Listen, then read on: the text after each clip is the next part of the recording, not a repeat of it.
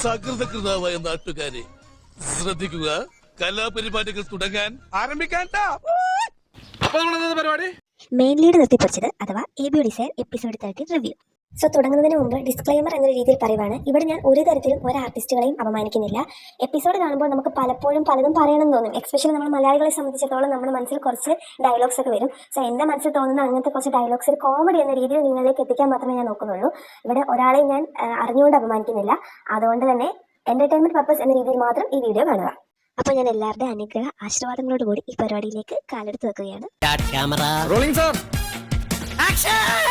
തുടക്കത്തിൽ തന്നെ ഫ്ലാഷ് ബാക്കിന്റെ അയവർക്കിലാണ് നമുക്കിവിടെ കാണാൻ സാധിക്കുന്നത്. ഞാൻ ഇവിടെ ഇരുന്ന് എന്റെ പഴയ കാലം ഓർക്കുമായിരുന്നു. എന്തിനോർക്കുന്നു? Four what? എന്തിനാവശ്യമില്ലാത്ത കാര്യങ്ങളൊക്കെ ഓർക്കുന്നു? ചുക്കേതാ മുക്കേതാന്ന് തിരിച്ചറിയാൻ മേലാത്ത പ്രായത്തില് ഒരു പേപ്പറിൽ ഒരു വെട്ടിട്ട് കൊടുത്തതിന്റെ പേരില് ഫ്യൂച്ചറിൽ അവന്റെ പേരിൽ ഒരു കമ്പനി തുടങ്ങിയേക്കുന്നത്. എന്റെ ഈശ്വര, എന്തൊക്കെ കാണണം. ഇങ്ങനാണ് എന്റെ ഈ പ്രായത്തിൽ എനിക്ക് എത്ര വട്ടാ കിട്ടിയേക്കുന്നത്. ഒരു വ്യത്യാസമുള്ളൂ, ടീച്ചറിന്റെ കയ്യിൽ നിന്ന് ആൻസർ ഷീറ്റിലാന്നേ ഉള്ളൂ. അയ്യോ ദാരിദ്ര്യം എന്ന് വെച്ച് ഞാനിങ്ങനെ കമ്പനി തുടങ്ങാൻ നടക്കുവാണെങ്കിൽ ഇപ്പൊ എനിക്കിപ്പോ കമ്പനി തൊട്ടിട്ട് നടക്കാൻ പറ്റാത്ത അവസ്ഥയാണല്ലോ. എന്നിട്ട് ഞാനത് ചെയ്യുന്നുണ്ടോ? എന്താ കാര്യം? എനിക്ക് ആർഭാടങ്ങൾ ഇഷ്ടമല്ല. ഒരു മനുഷ്യനെ മനസ്സമാധാനത്തോടു കൂടി പഴയകാല ഓർമ്മകളൊന്നും അയവർക്കാനും സമ്മതിക്കില്ല. ഇതിനൊക്കെ എന്നാ കാണിക്കണ്ടേ? അടുത്ത ചോദ്യമാണ് ഹൈലൈറ്റ്. ഇവന്മാരെ രണ്ടെണ്ണത്തിന് ഞാൻ എന്നാ കാണിക്കണ്ടേന്ന്. മോനെ കൊണ്ട് ഉപ്പിലിട്ട് വെക്കണം, നമുക്ക് അടുത്ത ഓണത്തിനെടുക്കാം. എന്റെ പൊന്നിയർക്ക് നീ അല്ലാണ്ട് ആരെങ്കിലും അവനോട് ചോദിക്കോ ഈ രണ്ടെണ്ണത്തിന് എന്നാ കാണിക്കണ്ടേന്ന്? എന്നെ കഷ്ടല്ലേ, കോമൺ സെൻസ് ഇല്ലാത്തിന്റെ കുഴപ്പേ. ഇനി നമുക്ക് നമ്മുടെ ആൽഫയിലേക്ക് വരാം. കുറിച്ച് പറയുമ്പോ നാട്ടുകാർക്ക് 100 നാവ്. പണ്ടൊക്കെ ഉണ്ടല്ലോ, ഇവരെ കാണുമ്പോൾ എനിക്ക് ഒരു ഭയങ്കര ഒരു ടോപ്പ് മെറ്റീരിയൽ വിത്ത് ഭയങ്കര ഒരു എന്താ എനിക്ക് പറയേണ്ടതെന്ന് അറിയുന്നില്ല. പക്ഷെ ഉണ്ടല്ലോ, ഇപ്പൊ ഉള്ള ഈ ഒരു ഇടയ്ക്കുള്ള ഒരു സീനുകളിലൊക്കെ ഈ പുള്ളീനെ കാണുമ്പോഴേ എനിക്ക് മറ്റേ പഴയ ഒരു എഫക്ട് വരുന്നില്ല. ഒരു ചേഞ്ച് ഒക്കെ ആർക്കും ആവാം എന്ന് വെച്ച് കളിയാക്കി ഉണ്ടല്ലോ. ചിലപ്പോ ഇത് എന്റെ മാത്രം തോന്നലായിരിക്കും. അതുകൊണ്ട് ഞാൻ അധികം ഇതിലോട്ട് കിടന്ന് ഇങ്ങനെ കറങ്ങുന്നില്ല. ഇവന്റെ കെയറിങ്ങിന് മുമ്പിൽ ഞാൻ മൂക്കും കുത്തി വീണ ചില നിമിഷങ്ങളാണിത്. അവൻ അടുത്ത് വന്നിരിക്കുമ്പോൾ നീങ്ങിയുള്ള ഇരുത്തൊക്കെ കണ്ടാൽ നമുക്ക് തോന്നും അവനോട് അത്രയ്ക്ക് ദേഷ്യമാണ്, ശരീരത്തെ തൊടുന്ന പോലും ഇഷ്ടമല്ലെന്ന്. എല്ലാം കഴിഞ്ഞിട്ടുള്ള ഇരിപ്പാന്ന്. ഒന്നും കൂടെ ഹോസ്പിറ്റലിൽ പോയി നോക്കാന്ന് പറയുമ്പോൾ അത് പാടെ അങ്ങ് റെഫ്യൂസ് ചെയ്യുവാണ്. കാരണം വിഷം ഉണ്ടെങ്കിൽ ഞാനിപ്പോൾ ഇങ്ങനെ ഇരിക്കത്തില്ലല്ലോ എന്ന് പറഞ്ഞുകൊണ്ട് ഭയങ്കര പുണ്യാളത്തെ അടിക്കുകയാണ് ചെയ്യുന്നത്. ഓൾസോ ഒരു കാര്യം പറയുന്നുണ്ട്, പെർമനന്റ് മാർക്ക് അങ്ങനെ ഇങ്ങനെയുള്ള ഫൂളിഷ്നെസ് ഇനി എന്നോട് പറയുകയും ചെയ്യുന്നത്.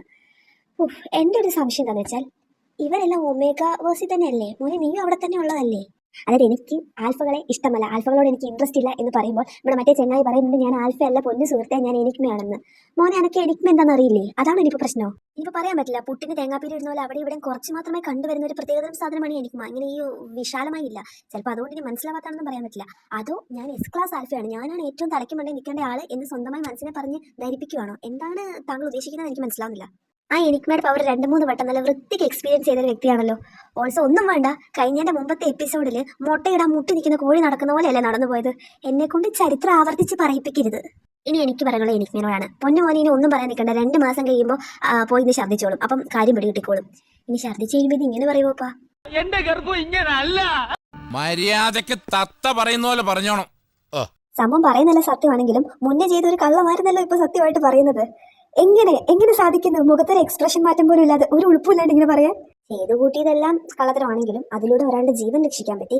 അതുകൊണ്ട് ഞാൻ ഇതിനെപ്പറ്റി അധികം ഒന്നും പറയുന്നില്ല. ഈ ഒരു സീനിന് ശേഷം എനിക്ക് ഷെങ്ങിനോട് പറയാനുള്ളത്, പൊന്നു മോനെ ഇനി നീ അവനെ സംശയിക്കരുത്. നീ അവൻ ആകെപ്പാടെ അവന്റെ ആധാർ കാർഡിന്റെ കോപ്പി കൂടെ വെക്കാൻ ബാക്കിയുള്ളൂ. ബാക്കി എല്ലാ ഡീറ്റെയിൽസും പറഞ്ഞിട്ടുണ്ട്. നീചനാണ് അവനിങ്ങനെ പേടിപ്പിക്കണ്ടായിരുന്നു. അതിനുശേഷം പിന്നെയും കഥ പറയാൻ വേണ്ടി ഒരു ഫ്ലാഷ് ബാക്കിലേക്ക് പോവാണ്. ശരിക്കും പറയുവാണെങ്കിൽ കഴിഞ്ഞ എപ്പിസോഡ് ഫുൾ ഒരു ഫ്ലാഷ് ബാക്ക് ആയിരുന്നു. തലതെറിച്ചവൻ ഹോസ്പിറ്റലിൽ നടി ഉണ്ടാക്കാൻ നിൽക്കുമ്പോൾ എനിക്കതിനെ പിടിക്കുന്നുണ്ടായിരുന്നില്ല. പക്ഷേ ഇതിപ്പോൾ ഇവരുടെ എന്റെ കുടുംബക്കാരാണ്, അതുകൊണ്ട് ഞാൻ അതിൽ ഇടപെടുന്നില്ല. അവരെ അവരുടെ പാടെ. അതിന്റെ ഇടയ്ക്ക് നോക്ക്, ഓണത്തിന്റെ ഇടയ്ക്കത്തെ പുട്ട് വെച്ചോടാം. നീ എന്താ അവൻ കൂച്ചുന്നതേ കൂച്ചു? എന്തുവാടേ ഇത്? ഇവന്മാരുടെ കല്യാണത്തിന് ഫോട്ടോ എടുക്കാൻ പുറത്തുനിന്ന് ആരെയും വിളിക്കണ്ട, ഇവൻ തന്നെ എടുത്ത് കൂട്ടിക്കോളും. ഇരുന്നുള്ള വരയെല്ലാം കണ്ടാൽ തോന്നും ഡാവിഞ്ചിയുടെ മൊണാലിസ റീക്രിയേറ്റ് ചെയ്യുവാന്ന്. ഇനി നമ്മൾ കാണാൻ പോകുന്നത് ഒരു പ്രത്യേക തരം മനുഷ്യനെയാണ്. അതായത് പണി തോട്ടി വെച്ച് വരച്ചിടുക എന്നൊക്കെ കേട്ടിട്ടുണ്ട്. ഇത് ന്യൂ ജനറേഷൻ മോഡിൽ വഴിയെ പോകുന്ന പണിക്ക് ഗൂഗിൾ മാപ്പ് അയച്ചു കൊടുത്ത് അവൻ്റെ അടുത്തേക്ക് വിളിച്ചു വരുത്തിയ ഒരു വ്യക്തിയാണ്. ഇത് ഞാൻ അതിനെ കുറ്റം പറയില്ല. കാരണം ഈ ചൊറിച്ചിൽ എന്നൊക്കെ പറഞ്ഞ സാധനം ഉണ്ടല്ലോ, അവന് 2 എണ്ണത്തിന് കുറവുണ്ടായിരുന്നു. അമ്മാതിരി ചൊറിച്ചിൽ. അത് പറഞ്ഞ് മര്യാദയ്ക്ക് അവിടെ നിന്ന് പടം വരച്ചുകൊണ്ട് വെച്ചേക്കാനാ വല്ല ആവശ്യം ഉണ്ടായിരുന്നു? ഇവിടെ നമ്മുടെ എനിക്കും ആളൊരു മാന്യനാണെന്ന് തെളിയിച്ചു. ചോദിച്ചു ഇടത്തേക്ക് വേണം വലത്തേക്ക് വേണം. ഉത്തരം പറയുന്നതിന് മുമ്പ് 2 വെട്ടിക്കളഞ്ഞു തോന്നുന്നു. എനിവേ അതൊന്നും നമ്മൾ ആലോചിക്കുന്ന കാര്യമില്ല. എന്നാലും ചോദിക്കാനുള്ള മര്യാദ കാണിച്ചു. ഇത്രയൊക്കെ ചോദിച്ചിട്ട് സംശയങ്ങൾ തീരുന്നില്ല എന്റെ പൊന്നു മോനെ. എനിക്ക് അത്രേ ചോദിക്കാനുള്ളൂ. ഇനി ചോദിക്കാനുണ്ടോ? പോയി ചോദിച്ചിട്ട് അതിനൊരു ഉറപ്പില്ല. അത് മോന്തയ്ക്ക് നോക്കി പറഞ്ഞു തരും. പുള്ളിയുടെ ഇപ്പോഴത്തെ സംശയം അന്ന് ക്രിയേറ്റ് ചെയ്ത സീന്, അതായത് വലാങ് തട്ടിക്കൊണ്ട് പോയി എന്തെല്ലാം ചെയ്തതായിട്ടൊരു സീൻ ക്രിയേറ്റ് ചെയ്തായിരുന്നല്ലോ, അതൊക്കെ ഉള്ളതാണോ? വലാങ് ഇവരെ എന്തെങ്കിലും ചെയ്തായിരുന്നോ? അതാണിപ്പോ പുള്ളിയുടെ പെട്ടെന്നായ സംശയം. സത്യം നമുക്കല്ലേ അറിയൂ. ഞാൻ എന്റെ ഭാര്യയെ പോയൊന്നും മര്യാദക്ക് സോപ്പ് ഇടുന്നതിൽ PhD എടുത്താട്ടോ ഇവൻ. അത് ഞാൻ ഇവനെ സമ്മതിച്ചു. അങ്ങനെ ഫൈനലി സംശയങ്ങളെല്ലാം തീർത്ത് എല്ലാം ഒന്ന് സെറ്റായെന്ന് തോന്നുന്നു. പഴയ പണിയൊന്നും വീണ്ടും തുടങ്ങിയിട്ടില്ലല്ലോ. ഇല്ല സാർ, ഞാനിപ്പോ ഒരു പുതിയ മനുഷ്യനാണ്. ഒരു എസ് ക്ലാസ് ആൽഫയെ എനിക്ക് നിന്റെ പ്രൊട്ടക്ഷനോ? അസംഭവ്യം.